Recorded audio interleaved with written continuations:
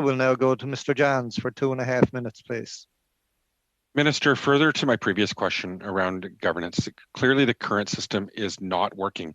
The department doesn't have a system where they can assess the status of a population, the status of the habitat, set a management target, and then manage for the outcomes you want under an integrated approach using the available management levers, habitat, hatcheries, and harvest. The department has had decades to do this and has never done it. It has been laid out fairly nicely in the wild salmon policy, which was written over 15 years ago, but never fully activated.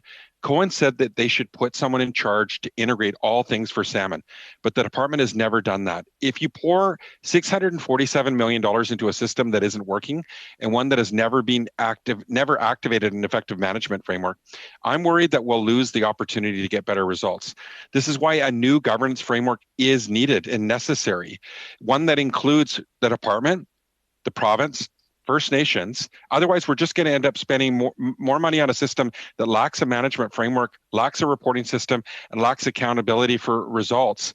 And we know what's best for salmon needs to be a priority, and what's good for users must come second. Will you speak about a new model?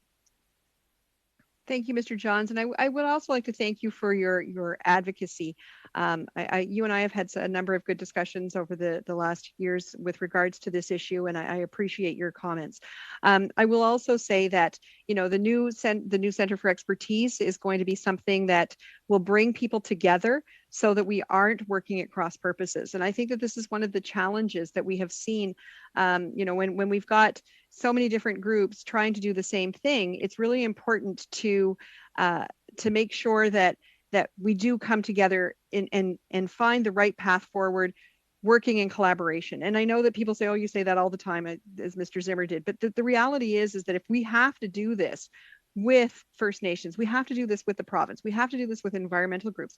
And the Center for Expertise is going to be able to give us that ability to work with the best people on the ground who are doing this work now. So I think that, you know, your point is very well taken.